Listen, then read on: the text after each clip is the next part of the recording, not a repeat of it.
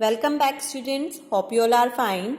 So yesterday we have started our chapter number 7, that is the trails of fiber. So firstly we will do a quick revision that हमने कल क्या क्या किया था. We do fiber at fabric. Fibre जो चीज हमें हमारे नेचुरल प्लांट से मिले या फिर जिसको हम क्या करें, सिंथेसाइज करें अपनी लैब्स वगैरह में. ठीक है, जो रॉ मटेरियल होता है हमारा वो होता है हमारा फाइबर. ठीक है स्टूडेंट्स, आफ्टर दैट वो फाइबर किस में कन्वर्ट हो जाता है, क्लॉथ्स में, कपड़े में.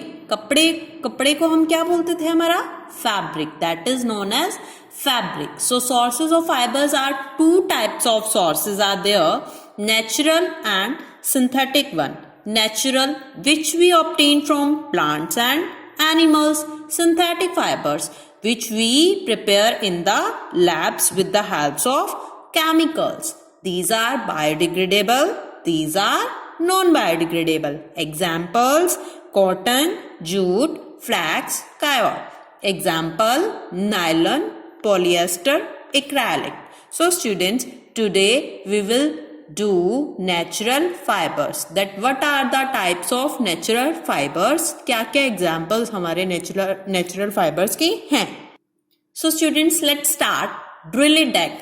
It must be a tedious process to convert such thin fibers obtained from plants and animals to a vast and beautiful fabric. ये बहुत ही मुश्किल प्रोसेस है फाइबर को कन्वर्ट करना. किसमें, फैब्रिक में. किसमें कन्वर्ट करना, फैब्रिक में. सो रोबोनम सेड, चलिए एक्सप्लोर करते हैं कि नेचुरल फाइबर्स क्या क्या होते हैं और कौन से होते हैं.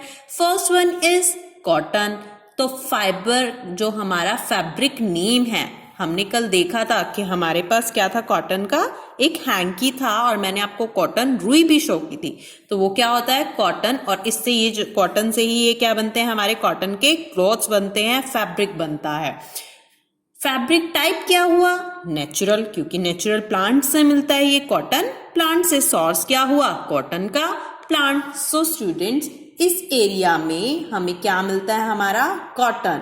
जो हमारे इंडिया में है ये एरिया शो किया है हमने.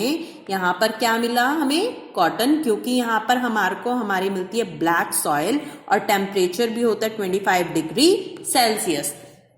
क्योंकि हमारे कॉटन प्लांट को जो वार्म क्लाइमेट है वो नीडेड होता है 25 degree Celsius and need black soil and moderate rainfall. Moderate rainfall means ना ही ज्यादा और ना ही कम, इसको सही जो है रेनफॉल चाहिए होती है.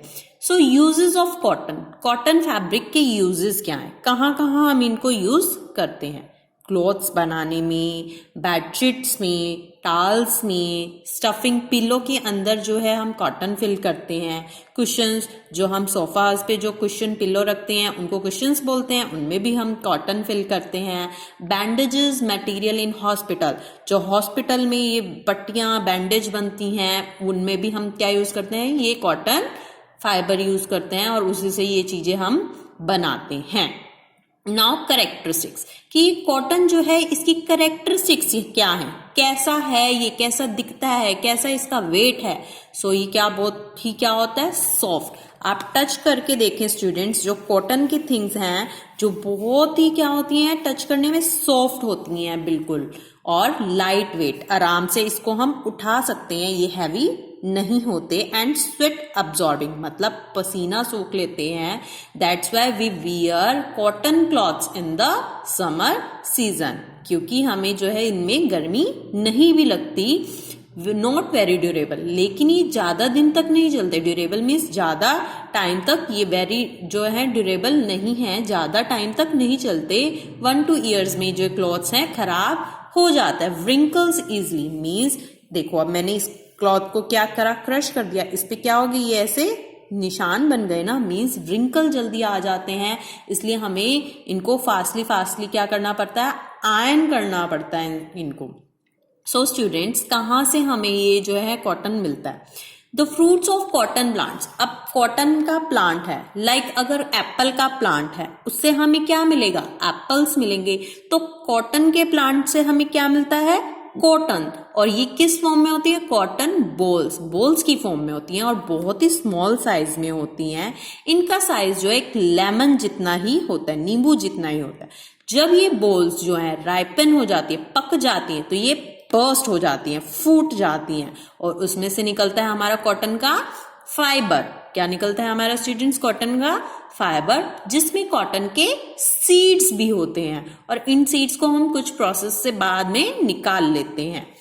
These cotton balls are plucked manually or by machines to obtain the fiber later. और इनको हम क्या करते हैं, ये जो हमारी कॉटन बॉल्स हैं इनको मैनुअली या तो मैन्स जो हैं अपने हैंड से ही इनको प्लक करते हैं या फिर मशीन्स वगैरह की हेल्प से भी हम इनसे क्या ले लेते हैं? फाइबर बना लेते हैं हमारा अपना।